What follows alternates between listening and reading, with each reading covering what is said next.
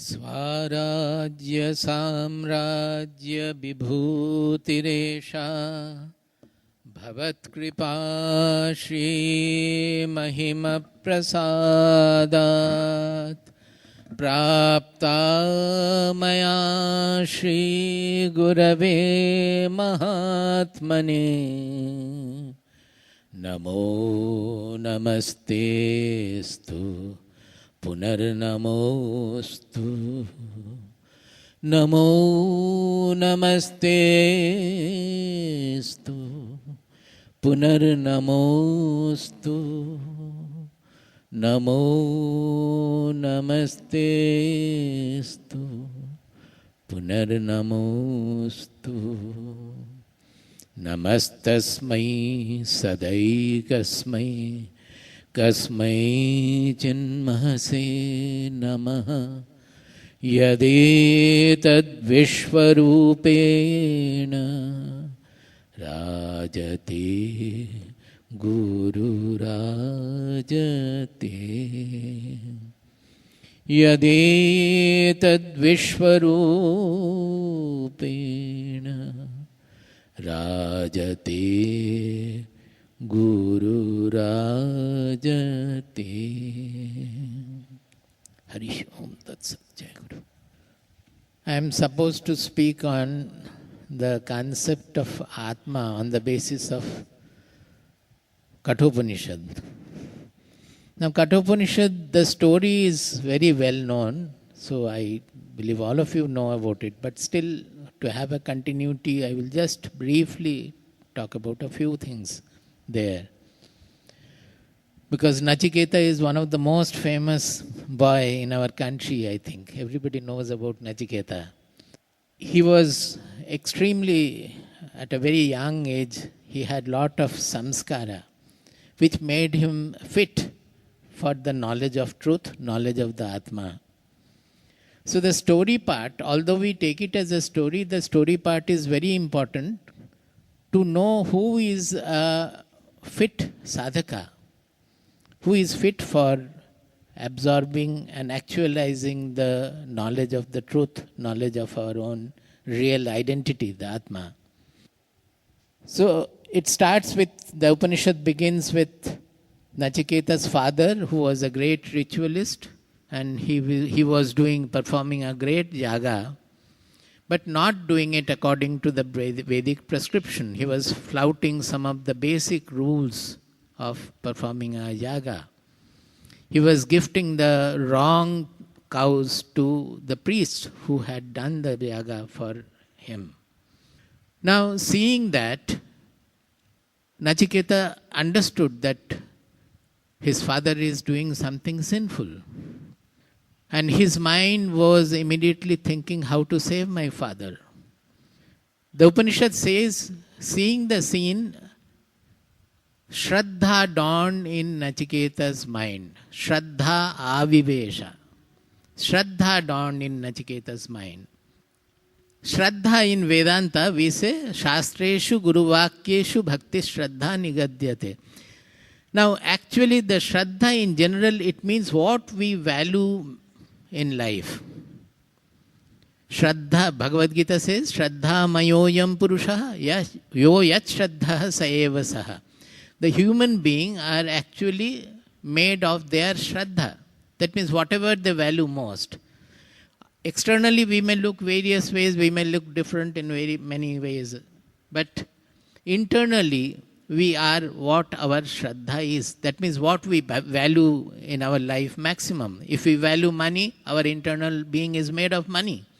If we value prestige or fame, the internal mind is made of that.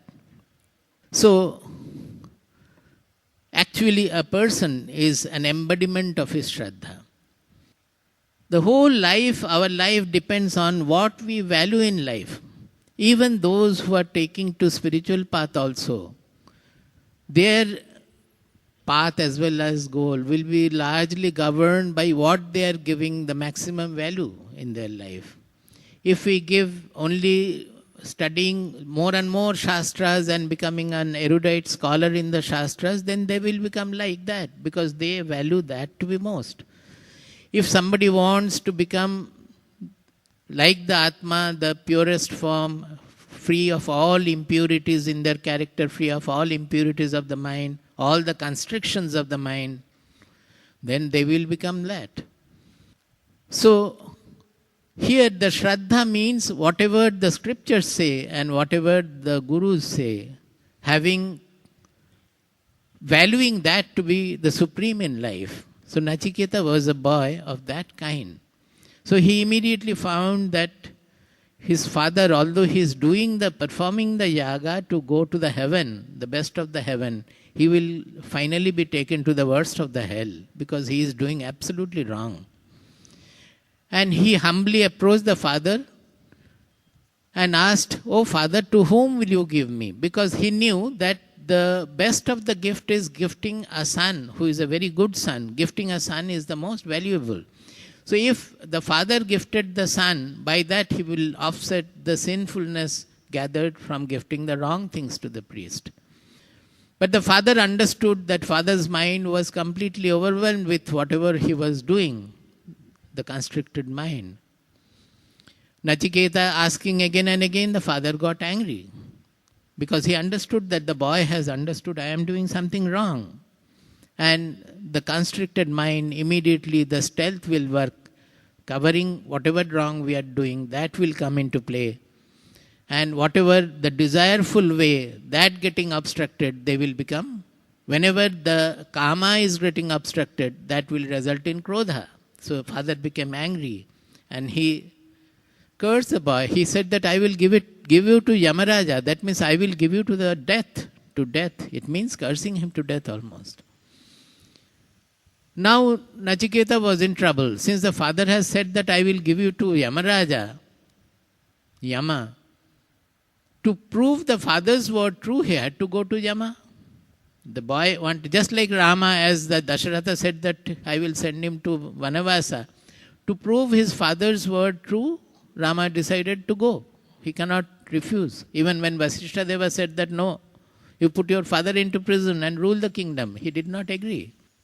So here also Nachiketa understood that father out of krodha, out of anger he has said like this. But since he has said, I have to go. Now through each and every step of the story, we find the mind of Nachiketa. Unless we focus on that, we will miss the whole sadhana part of the Upanishad. Because how is Nachiketa's mind behaving in all circumstances?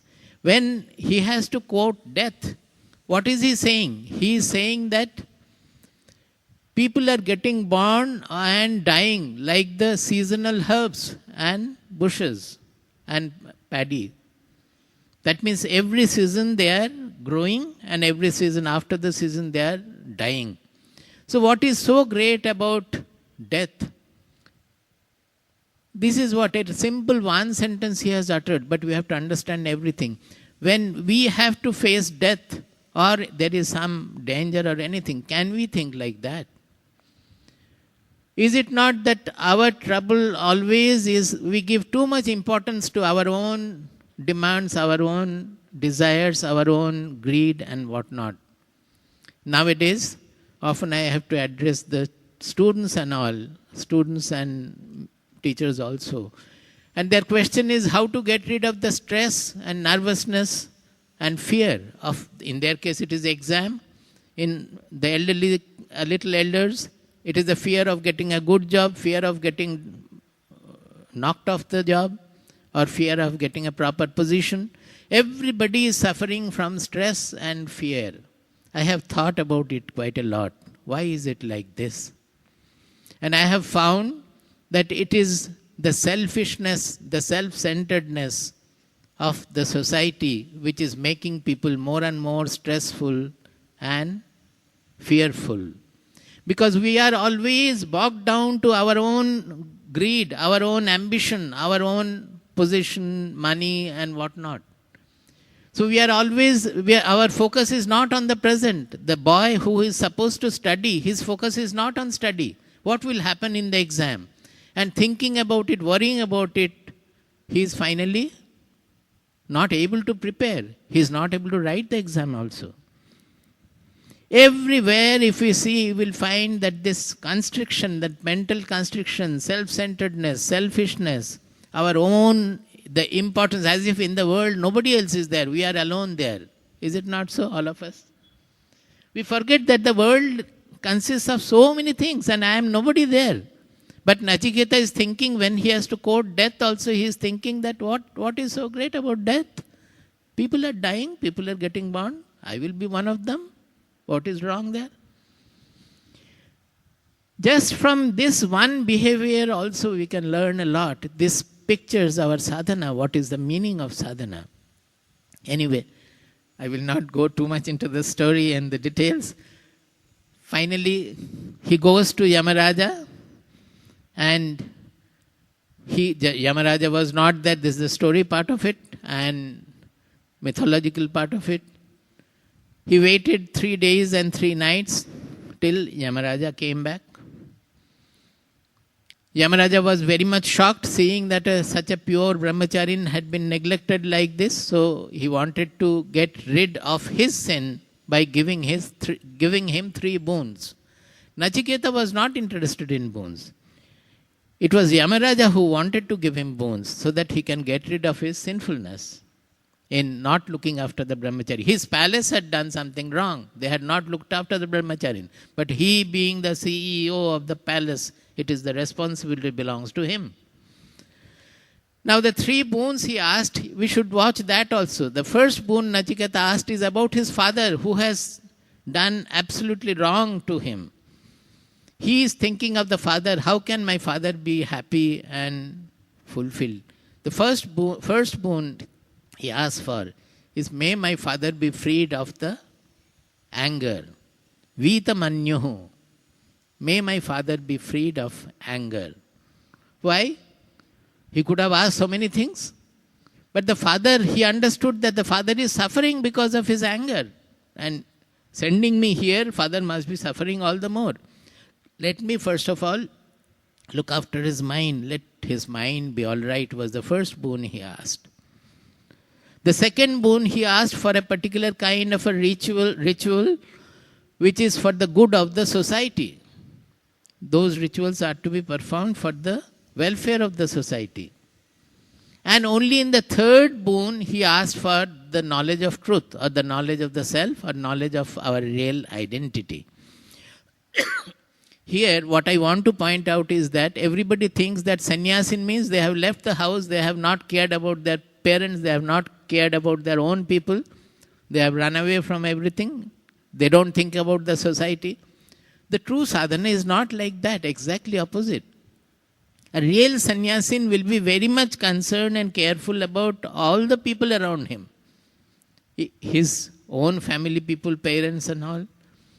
He will be very much concerned about the society, a real concern, not to become famous in the society or become a leader or anything of that sort. But he will have the real concern for the welfare of the society. And only then comes his self-knowledge. If the mind is so constricted that he is only, I should become a self-knower, I should become a self-knower, he will never become a self-knower. It is not possible. As long as his mind is not expanding.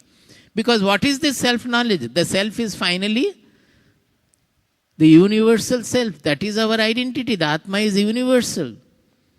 And how can we, with our small sense of identity that I am limited by this body, mind, personality, this is my I.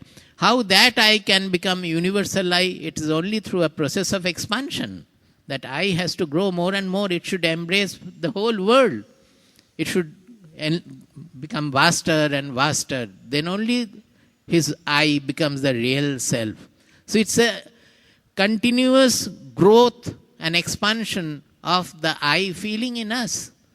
So if we are constricted in our mindset and only thinking of my future, my growth, or my self-realization even, the mind is not going to become expanded by that.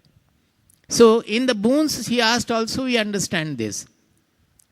What was his question? The third boon he asked for, the question was, it is in the book, you will find 1.1.20. Yeyam prete vichikitsa manushye astityeke nayam astiti chaike etad vidyam anushishtastvayaham varanamesha varastritiya. This is my third boon. What is that? Yeyam prete vichikitsa manushye asti iti eke na ayam asti iti cha eke. There is always a doubt in people's mind that when the body falls, what we call death, the body falls, there is something, and some people think there is nothing, it is all over. Asti iti eke, there is something beyond the body also. Na ayam asti iti cha eke. Some others say that nothing, it just the body becomes hydrogen, oxygen, nitrogen and other elements and it gets mixed with the earth. That's all. And some say that the Atma is there. When the body falls, the Atma goes here, there, from there, it goes to heaven or hell and then comes back and all these things. That is, something is there to move. He says, Tvaya anushishtaha etat vidyam. Nachiketa says, by undergoing your tutelage, that is, following the discipline given by you, I would like to know the truth of it. And that is my third boon. Now, suppose if the answer is only, yes, there is something, or no, there is something not. Or say, as in our religious idea of Atma, which is actually applicable to Jiva, but we Atma also we feel like that. That Atma comes out of the body and goes to heaven or hell, some other world, and again comes back and enters into another body. Then it is a very simple concept, is it not? To understand that, do we have to read so many Shastras would have been written to explain such an Atma? The entire spiritual literature we have, it is only to explain our real identity, who am I, is it not so? It is explaining the Atma. So if the concept Atma is so easy that when the body falls, it comes out like something subtle material light or so, and it goes and enters into another body, then why should there be so many Shastras at all? It's not necessary at all. Don't you think like that? So, Nachiketa, a young boy, also knew that it is not such a simple answer. It is people are all doubtful about it. They don't know. So he asked that, I would like to know that. Naturally, who else will be there? Yamaraja will be the best person to say what happens after death. But Yamaraja would not tell him. Then went on Nachiketa's test. He tried to entice him, tried to attract him by giving so many things of the world. Nachiketa was refusing one after another. Then he started bringing many things from the other world which people of this earth has not seen. Then he thought that Nachiketa may be thinking that, oh, with so many things to be enjoyed, but I will die very soon. How will I enjoy? So he gave him life also. Not only life, if you have life and have lot of objects of enjoyment, but you don't have health, then the objects of enjoyments, they are actually punishment. They are not for enjoyment. Suppose a diabetic person is given lot of best of the sweets. Is it helping him or punishing him? He will not be able to take because of his health. So he gave him health also. You live thousands of years with health. Everything was given. Finally, Nachiketa became impatient. He said, Shvobhava matyasya yadanta kaitat sarvendriyanam jarenti tejaha api sarvam jivitam alpameva tavaiva vahastava nritya gita. This is one of the best shlokas of Kathopanishad, although it is coming from Nachiketa's mouth. He says that, oh Yamaraja, all these things you have given, you have brought for me, they are all shvobhava, shvaha abhavaha. Tomorrow also they will not be there. That means they are all futile. One day they will perish. Not only that, sarvendriyanam jarayenti tejaha. If somebody enjoys so many items of enjoyment, then it will deplete his sense organs. See, every day by enjoying the world or suffering the world, our senses get degenerated, become weakened. That is why we need a sleep, a deep sleep, where the senses are not functioning at all. Even when we are dreaming, the senses, internal senses are functioning. The brain cortices are functioning. Because in the dream also we are having fear, we are having joy, we are having everything. So they are all functioning there. We are seeing so many things. Maybe the outer senses are not functioning, but the internal, in the brain, the senses are, the real senses are fully active. So it all tires us. So what will not tire us? When in sleep, everything is sleeping, the senses are also sleeping. And without that sleep, next day, we will not be able to enjoy the world again. So the enjoyment of the sense objects, they are depleting the senses, their power, their strength, their energy. Sarvendriyanam jarayanti tejaha. Their tejas, their brilliance is going by enjoying them. Api sarvam jivitam alpameva. Oh Yamaraja, you have given me life for 1,000 years or 10,000 years. But I have to tell you that for everybody the life is insufficient. This alpam, this word is very important. He did not say that life is short. He said, Api sarvam jivitam alpameva. Alpa means insufficient. Why? Suppose a person wants to enjoy the world. After 100 years of life also, if he is healthy, will he not like to live still further to enjoy the world? Even if he lives for 10,000 years also, as long as his tendency, bhogecha we say, in Sanskrit we call it bhogecha, as long as his tendency to enjoy or suffer, that is there, he will still not like to die. Nobody wants to die because of that. So for them, whether the life is 40 years or 80 years or 200 years or 1,000 years, the life is always insufficient because they will not be fulfilled. So where lies the criterion? As long as desires are in our mind, we will not have fulfillment. Life will never become sufficient. The life will become sufficient, as Nachiketa says, so many people are getting born, so many people are dying. What is great there? That means he was ready to die. How did it become? Because he did not have desire. And that was the fittest criterion for having the knowledge. So it is the desire, oh Yamaraja, it is desire which makes the life insufficient. It is not the span of life. This is very important point. The span of life, whatever it is, be it 40 years or 400 years, it will not make life sufficient. The desirelessness will make life sufficient. So, Nachiketa says that, I don't want that kind of a life also. Tavaiva vahas tava nritya gite. Oh Yamaraja, all these chariots, dance users, musicians and sevikas you have brought, let them remain with you. You enjoy them. Nachiketa is not interested in them.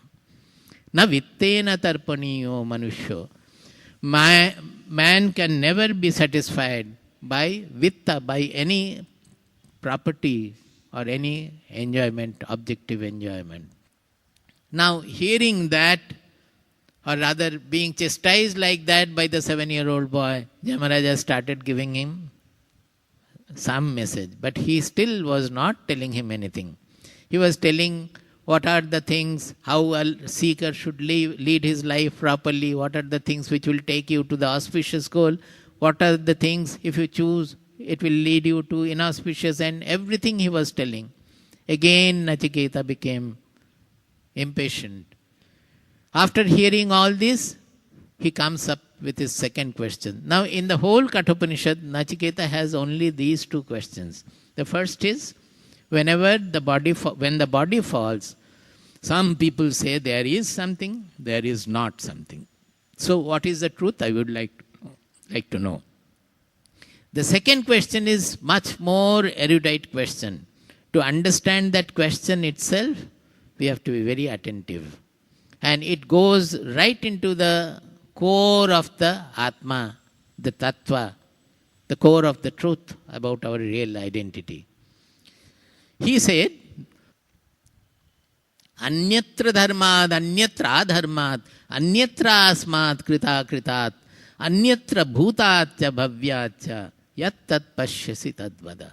He says, oh Yamaraja, if you see anything like this, then only you tell me. I am not interested in anything else. You tell me if you know anything like this. Like what? Anyatra dharmat, anyatra adharmat. which transcends the moral code of dharma and adharma, the duality of dharma and adharma. Well, dharma and adharma, we can know from the Shastras what is good conduct and what is bad conduct. I don't know. I am not interested in that. If you know something which transcends this duality, you tell me about that. Anyatra dharmad, anyatra dharmad, anyatra asmat, krita kritat. Krita means effect and akrita means the cause. That whatever comes later in time and whatever comes before that. So it is the cause and effect chain. That is, if you know anything which transcends the cause and effect, you tell me. Why? You think of the whole creation. Everything in the creation, is it not bound by the cause and effect chain? If I push the table, it will go. If I don't push, it will not go. From childhood, from birth onward, we understand that cause and effect chain. If I don't cry, the mother will not give me milk. If I don't extend my hand, I will not get the ball in my hand or the doll in my hand. Everything is depending on cause and effect. Because from birth itself we see everything related by cause and effect. Karya Karana Sutra, cause and effect chain. We look for the cause of the universe. Is it not so? Who has created this universe? Because in the universe, everything is bound by cause and effect. Then in universe also has been caused by somebody. Who has created this universe? So we think of a God. That is why in religious concept of God is like that, who is the creator of the universe. But as we take to spirituality, we have to refine and transform, we have to refine and evolve in all those concepts. Otherwise the truth will not come to us. So the whole universe is under this cause and effect chain. Now if there is any absolute cause, we will not call it cause, of course. There is any absolute substratum on which the whole universe is appearing to be, then it has to be beyond the cause and effect chain. So Nachiketa asked, that means Nachiketa had thought about it. He knew that if there is any absolute truth, it has to be beyond the cause and effect chain. I can give you very simply. Suppose we find out what is the cause of A, and we detect that B is the cause of A. Then we will ask, then what has been caused? What has caused B? Just like that I am the son of my parents. Then where from did my parents come? Their parents. Where from they came? Then their parents. Like that, B is the cause of A, C is the cause of B. Like that, you can go to any extent up to Z. Will not the question be there, where from did Z come? What is the cause of Z? Will it ever end? If God has created world, should we not ask who has created God? We don't ask, but we should ask. If at all it is not so, God is not under the material universe. It is something else, and it is not an object also. That we will come to.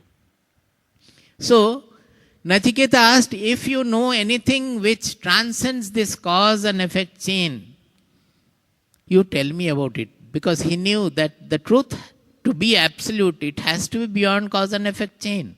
It has to be beyond birth and death. Anything in this universe is having birth, then it is undergoing change, then it is dying. Without change, nothing can remain in this objective universe at all.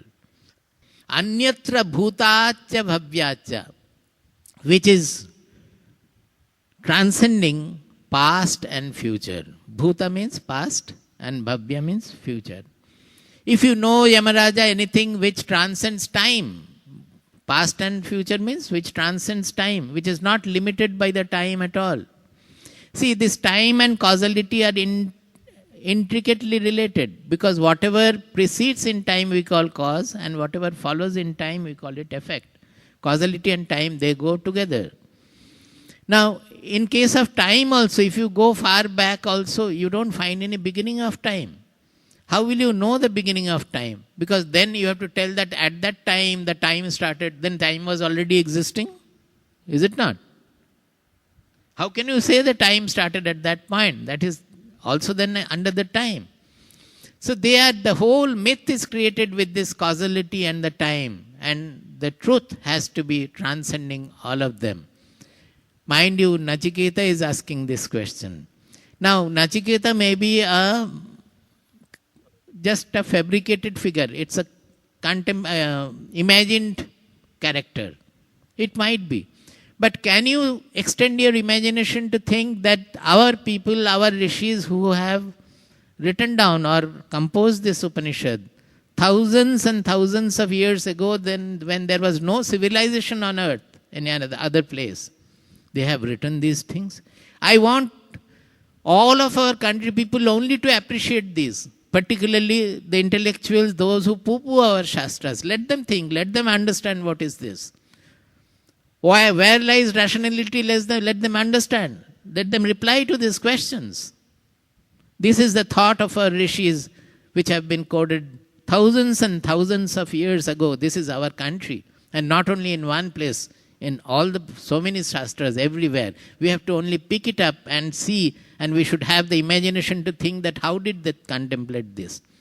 Because the very fact of this logical extension, our rishis thought that they are looking for outside, the cause of things outside, but logically it can never lead us to the absolute truth.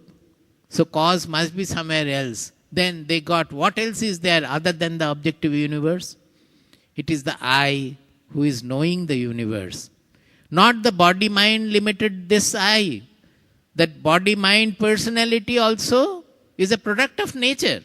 That also the I is knowing. As the I is knowing the whole universe, of which the small speck is my own body-mind personality. I is the witness of everything, the whole universe, including my body-mind personality.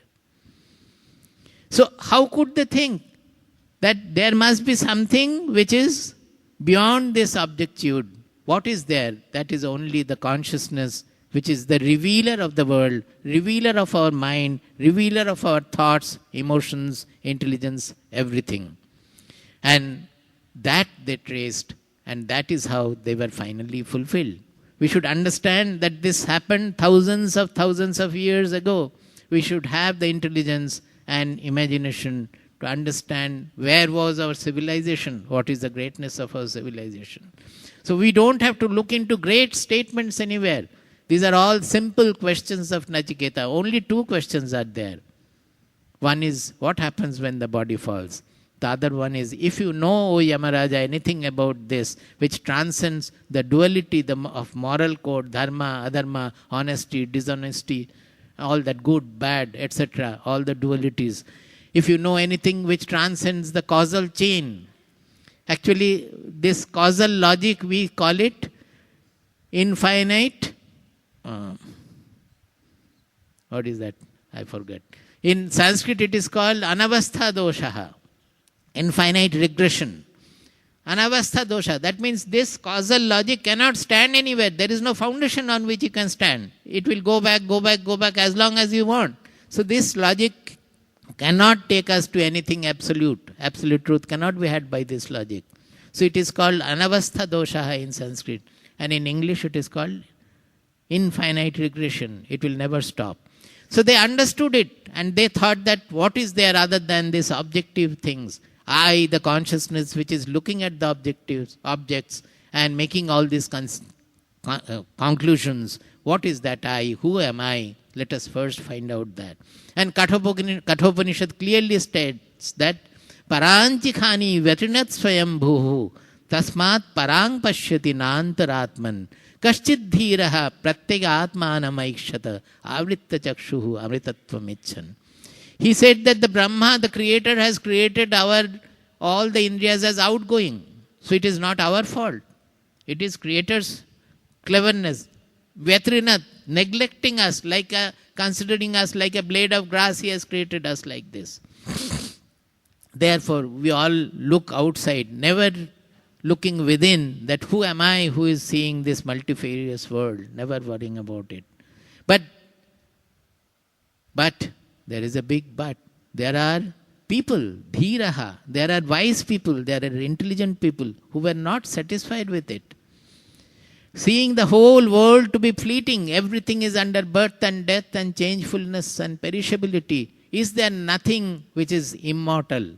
Immortal means it cannot be a created object.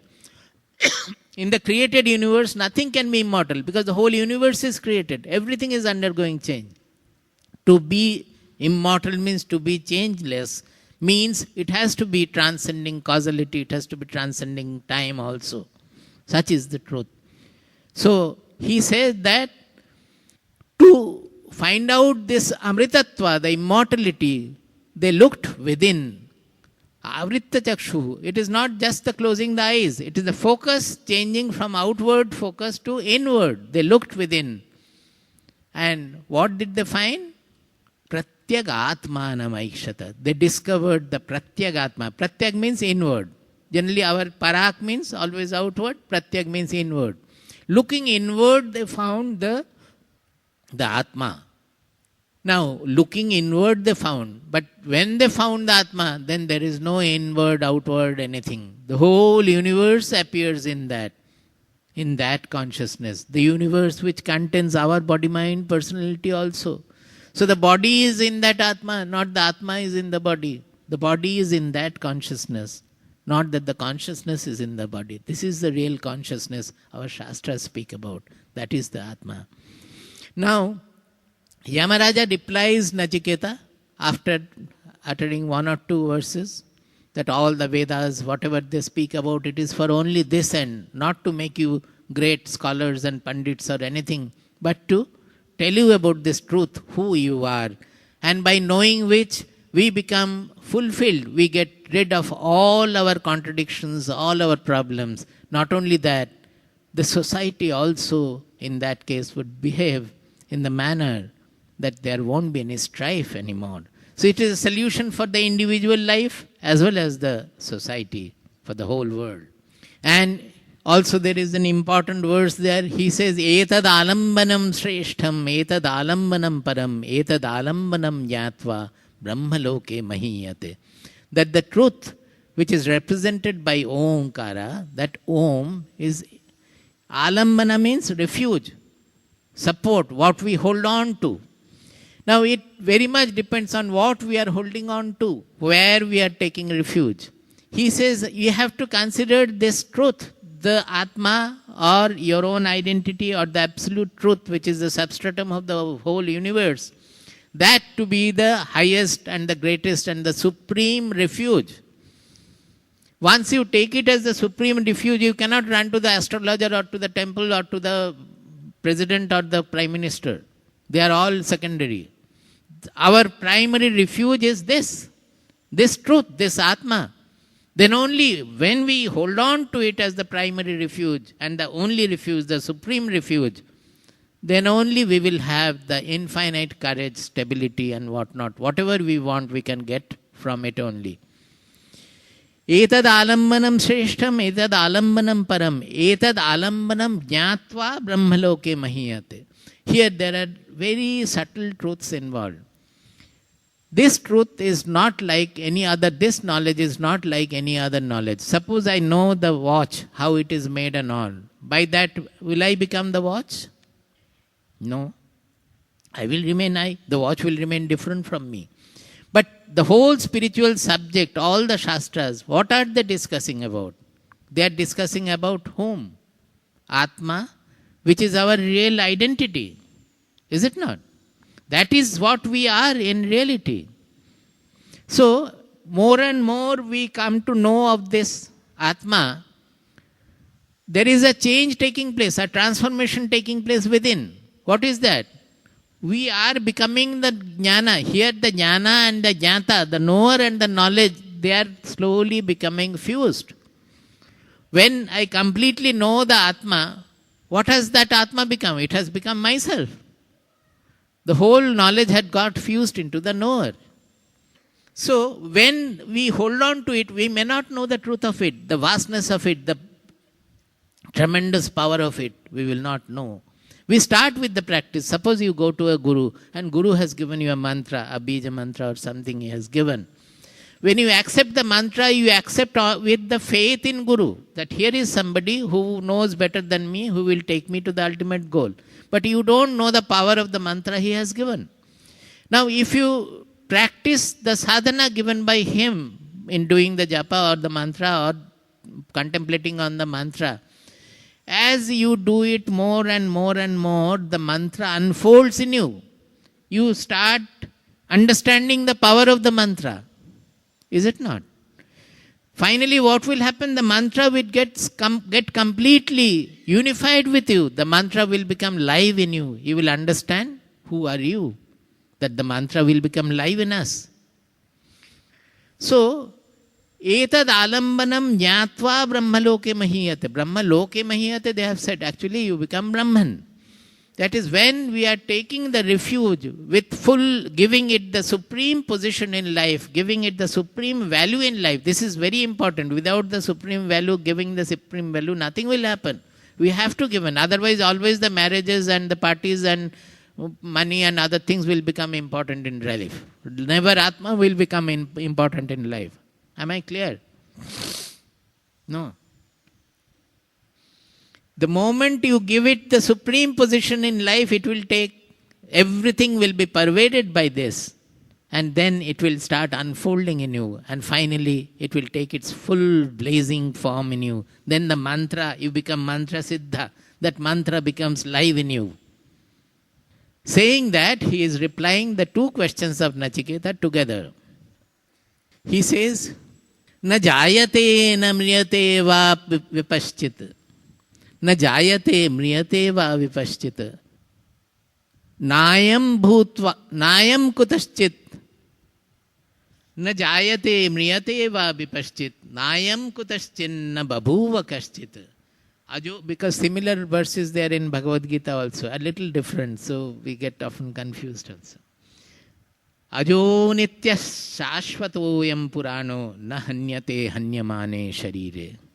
Na jayate na mriyate va kadachit. Nayam kutaschin na babhuva kaschit. The first one is saying, it never gets born, it never dies. So, where is the punarjanma and other things? It doesn't get born, it doesn't die. Not only that, when something doesn't get born, doesn't die means it never changes also. Birth and death are the two endpoint of the change. Not endpoints, relatively endpoint. So it means it never undergoes any change at all. That means when our mind is becoming sorry or happy, or we are becoming angry, or we are suffering or enjoying, or the whole world is getting pulverized, nothing happens to the Atma at all. The Atma cannot change. It is not an object. To anything to change, you have to know the change. So it is an object before you. May not be gross object. Suppose the mind, it is not gross, it is subtle. But changes in the mind, yesterday I was happy, today I am not happy. Yesterday my intelligence was sharp, today it is dull. All these things, who is knowing? That I is knowing all these things. So all these, whatever is known, it is object before that I. But the I never undergoes change.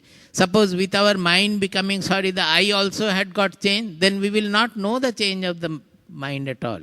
Any change to be known, the background has to be non-changing. In the clock, if the dial moves with the arm, will you know the time? You will not know the time. Because the dial is fixed, we are knowing the time. So he says that it never gets born, it never dies. That means he has already replied to some extent Nachiketa's question. When the body falls, nothing happens to the Atma at all. That means it's still there. But may not be in the sense as people would generally think. So initial reply is given that it not only it doesn't get born, not only it dies with the body, it does not get affected by any change taking place in the body, mind, intelligence, personality. Whatever changes, it is only the revealer of the changes. It never undergoes any change with that. Then comes the difficult. Nayam kutaschinna babhuva kaschit. Just now I told you the causality, it has to be beyond causality. He said it has not come from anything. If it is to be absolute truth, it is not caused by anything. Nayam kutaschin means it has not come from any other object or anything. It is not caused by anything. Na babhuva kaschit. It cannot produce also anything. Well, the question will be then, why do you call it the creator? The world is coming. We are looking for the cause of the universe and we are saying Atma. Then how has the universe come out of the Atma? Because it has not caused anything. Yes, it has not caused anything at all. It cannot cause anything at all. The problem is that we are thinking, whenever we are thinking of the Atma, we are thinking it is also an object. From that, the universe is born. It is not like that.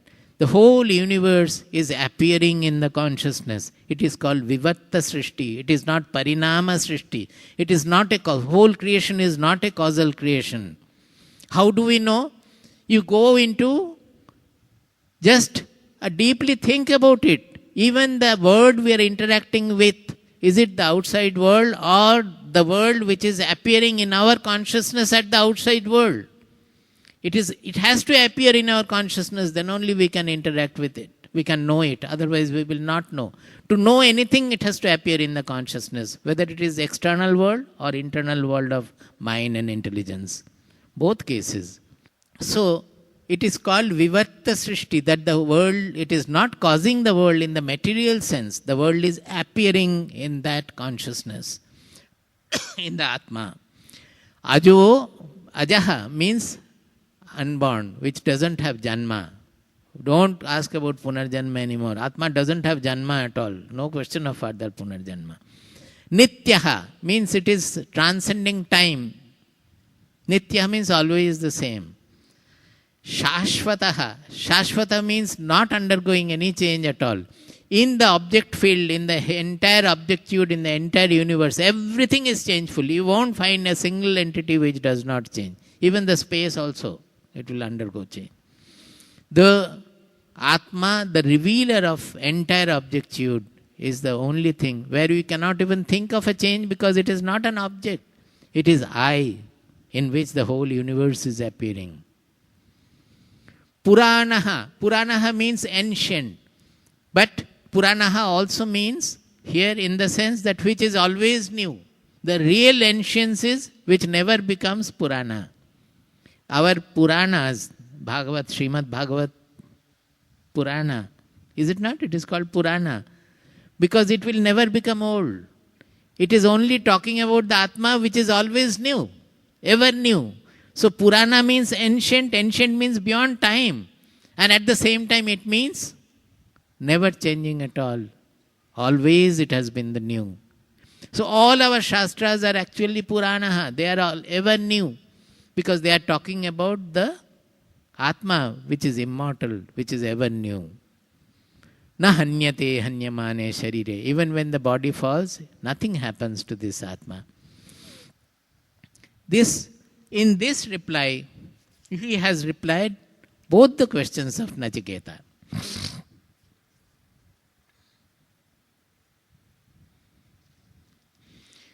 This expression, those who are interested, you can see in Kathopanishad also, the 6th verse of the first chapter of Kathopanishad, 1.1.6. The same thing is expressed in a little more detail in another manner. Yat tadadreshyam agrahyam agotram avarnam achakshushotram tadapanipadam nityam vibhum sarvagatam susukshmam tadavyayam yat bhutayonim paripashyanti dhiraha. Because Shaunaka wanted to know about, by knowing which everything will become known.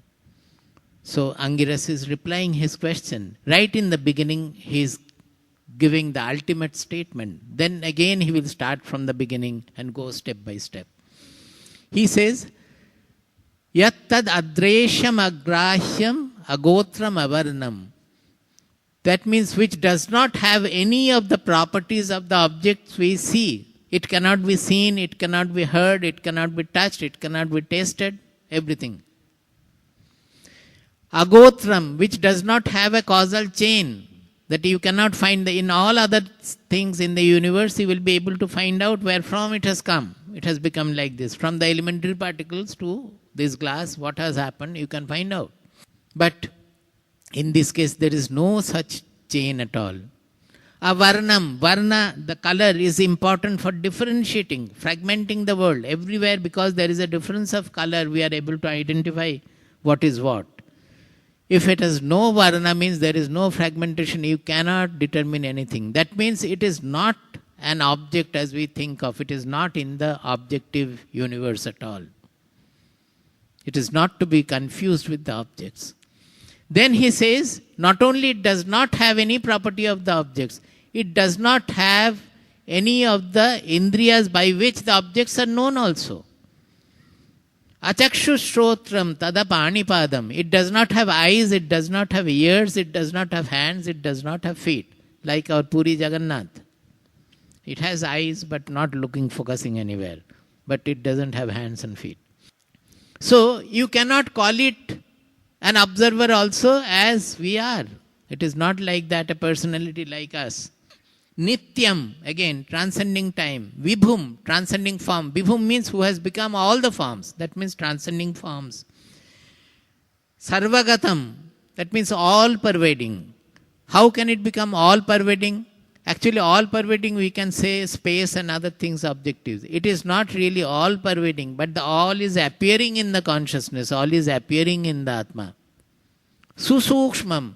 The moment we say sukshma, something very subtle, immediately we think of that, oh, water is subtler than the table, the gas, the air is subtler than the water, maybe the electromagnetic field is subtler than the air, like that we will think. So we are only thinking the sukshmata in the objective ken.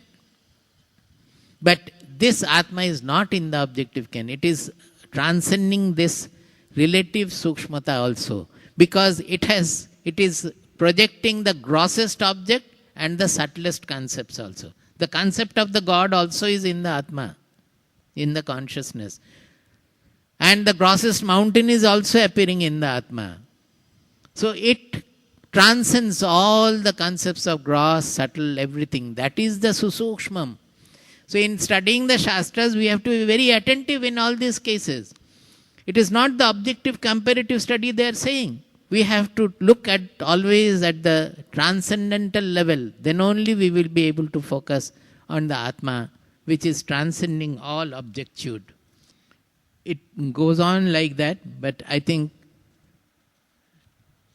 I thought of saying, but two things I would like to point out, that finally towards the end, he says the Yadeveha tadamutra. Yadamutra tadanmiha. That means whatever is there in this world, in this life, that is the same. About the Atma he is talking. What is that? The Atma is the same when we have the body and we are on the earth, interacting with this earthly world. And if we think of other world also, when the body has fallen, there also Atma is the same. Atma has not undergone any change at all. It is the same. Mrityosa mrityum apnoti yahya naneva pashyati. A person will never be able to realize his immortality, because immortal we are. We don't have to gain immortality, but we don't know that we are immortal. A person will never be able to identify or realize his immortality as long he sees the differential notions are there, that everything is different and the difference is the basic truth. As long as we think like that, we will not be able to identify the consciousness, the Atma, in which the whole universe is appearing to be. Later on also he says that go to a person who says Asti, because Nachiketa's question first was, some say Asti, some say Nasti. So he says you should go to a person who says Asti, because if you go to a person who says Na Asti, then if it is nothing is there when the body falls, then what will you inquire about? Only when he says Asti, then what is there you have to inquire. It may not be according to your concept what is existing. It is something different maybe. But the question of inquiry is still there. When somebody says, yes, when the body falls, there is something. But it is now also when the body is there, it is the same thing now also. And not only that, to know it, you have to know now, when the body is there, because the knowledge will dawn in your intelligence. The knowledge has to have your intelligence. When the body falls, you will not be able to know. When you know that this truth, when the body is there, you have to know. And when you know it, you will know that it is not touched by the body at all. When the body falls, nothing happens to it. But you have to know it now when the body is there. Ihaiva. Am I becoming too difficult? But it is so. Our Shastras are like that. Once we identify this transcendental nature of the truth, then all the Shastras will become simple. Now, by knowing this universal truth, what gain do we have? And where lies the benefit? Is it just a philosophy? No. Everywhere it says it is a truth. Say, even the shloka I uttered, he says, Pratyaka Atmanam Aikshat. It is a statement of fact that they discovered the Pratyaka Atma. They discovered, it is not a philosophy, it is not a concept. They discovered the Pratyaka Atma. This concept of Atma is a discovery. It is not a philosophy. We may call it Vedantic philosophy or so. But the spirituality, the truth is based on the experimental discovery. As in science, the discoveries are made. And then we give some theory behind that. Like that, the truth is a discovery. And we try to explain with various theories and all. As here you can see the fans are moving, the lights are burning, the amplifier is amplifying the sound. All these are happening because of what? Is it not the electricity? But do you see the electricity anywhere? Has anybody seen electricity? Even in the lightning, nobody has ever seen electricity at all. But it is the electricity which is getting expressed as light, getting expressed as fan movement, getting expressed as sound. Not only that, it is basically the electricity which is functioning in our sense organs also. Just below the sense organs, all electrical pulses are moving through the nerves and they are exciting our brain. We are seeing the world because of the electrical waves in the brain. They are excited in the brain. Everywhere it is electrical power. But we have not seen electricity. We don't see electricity at all. So do we have a difficulty in understanding the oneness of the electricity which is getting projected as many here? So Kathopanishad goes on harping on this point with various examples. That all this, the same Atma is expressed as the many. That is why it has become our Indian culture. Our culture is unity in diversity. Our music, our dance, our craftsmanship, everywhere you will find this same sutra, that oneness of the truth is focused everywhere. So when we identify with the bulb, we will have the fear that, one day I will die, the bulb will get fused. And my light is limited. Another bulb, if he puts it on, it is much more powerful. I am a small, puny bulb, but that is much powerful than me. So I will have jealousy or I will have fear of, so many things will work in our mind. The moment I identify with the electricity, I am the electricity, then what happens? My power becomes unlimited. I am the bulb, I am the big focus lamp, I am the fan, I am the microphone, I am the amplifier, I am the senses. Everywhere that electricity has become like that. So when we identify with the real universal Atma which has become everything, will not our power also become unlimited? Will not our power also become unlimited? The question is, it will not become unlimited. Why? Because emotional association is not there. We are understanding only with the intelligence.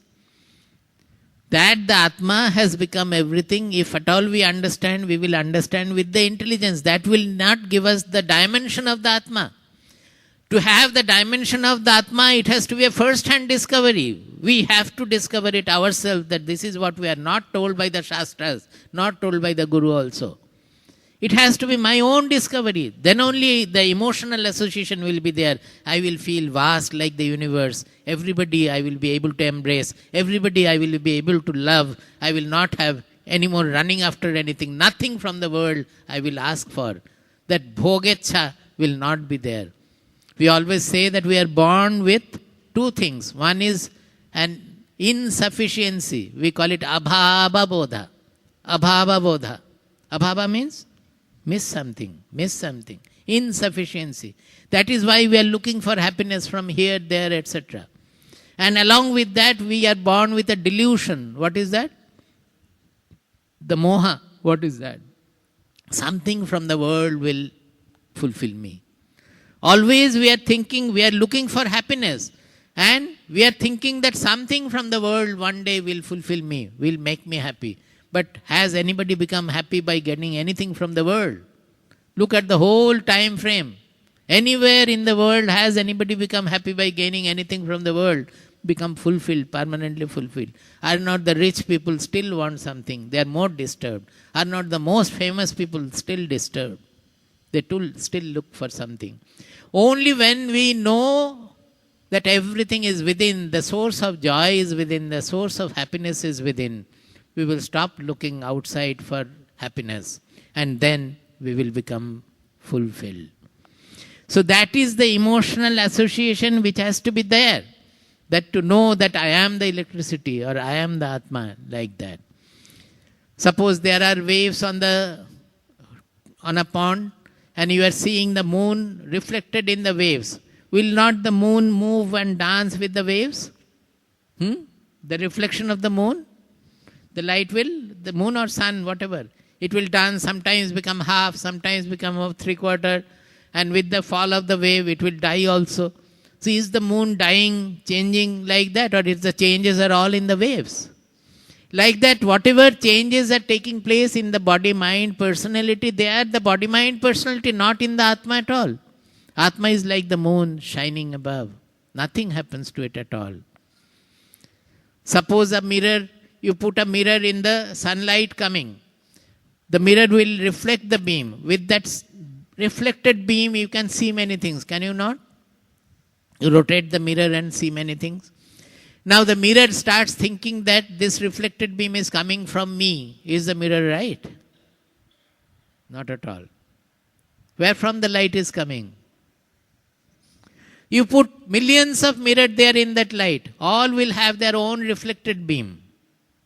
But all the reflected beam are reflected by each mirror. They have the characteristic of the mirror. If the mirror is red, the reflected beam will be red. If the mirror is blue, the reflected beam will be blue. Like that, anything you can add to.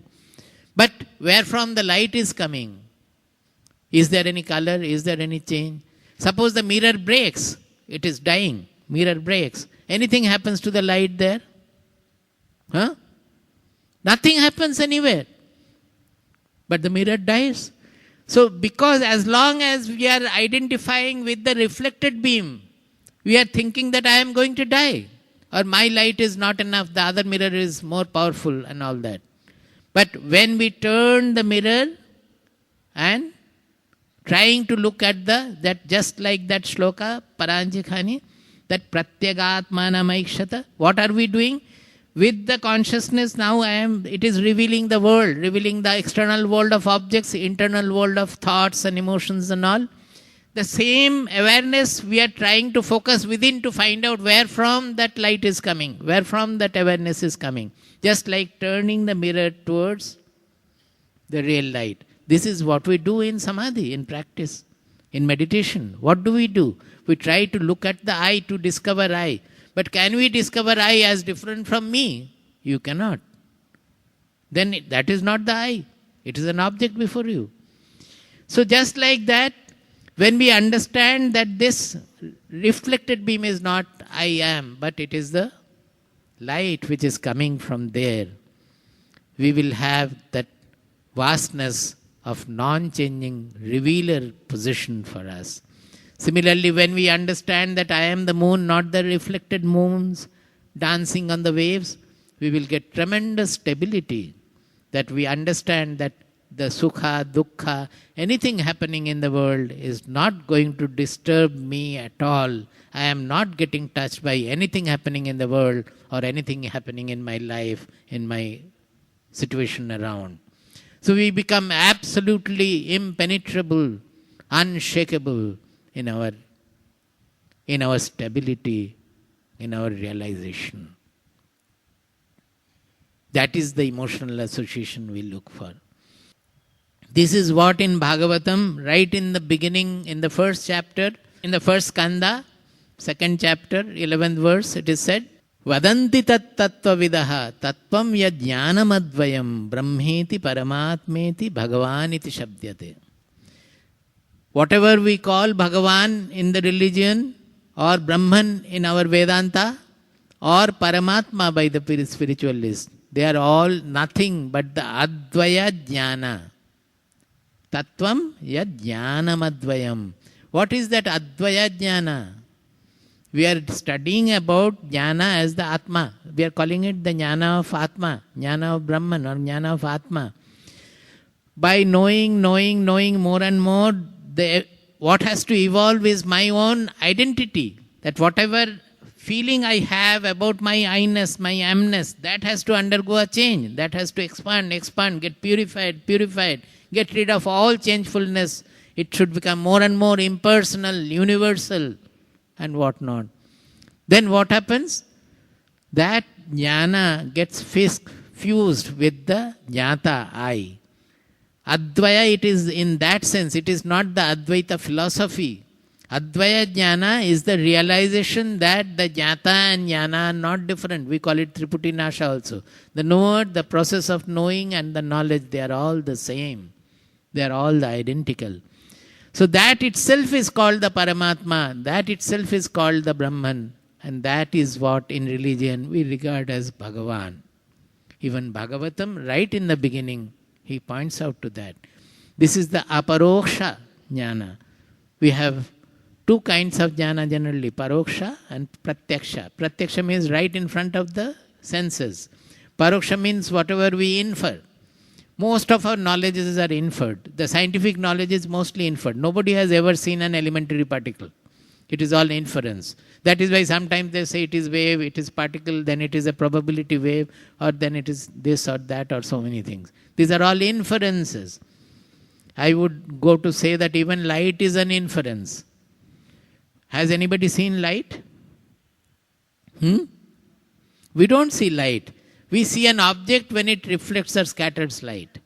If we see light, then when the light is coming from the sun to the earth, say, in between the space would not have been dark. You would have seen the light coming. Only when there is the atmosphere becomes blue. Only when there is a space ship, that starts brilliantly shining, because it is reflecting the light. The light as such nobody has ever seen. You don't believe it? It is an inference. That is why there are so many models about light also. But that doesn't mean that this Atma is not there. I am saying that it is not to be perceived by the gross way of seeing. The greatest difficulty for the seekers is even in the height of their sadhana also, they want to see the Atma as different from him. That is Atma as a second thing. It is never possible. Advaya jnana means it reveals itself when the fusion of the jnana and the jnata and the jnaya, all that take place. Then it reveals itself. As the Atma reveals the world, it reveals itself also. I think I can stop now. Many things more, but I think I have been able to complete more or less what I wanted to. This is what the concept of Atma in Kathopanishad. Not only Kathopanishad, we took the Kathopanishad because it is easy and in a simple, the words are very simple. In any Shastras, this is the subject. But if we miss the focus, that transcendental nature of the truth, we will miss the goal. We have to be always careful about that it is nothing in the objectude, in the whole objective world, the truth cannot be found. It is in our own identity, not limited by the body-mind personality at all. Prabuddham vimuktam vikaradihinam prasannam sada nitya bodha swarupam परं निश्चलं निर्गुणं सर्वरूपं भजेऽहं सदा न स्मरामि प्रणौमि प्रबुद्धं विमुक्तं विकारादिहीनं प्रसन्नं सदा नित्यबोधस्वरूपं परं निश्चलं निर्गुणं सर्वरूपं भजेऽहं सदा न स्मरामि प्रणौमि.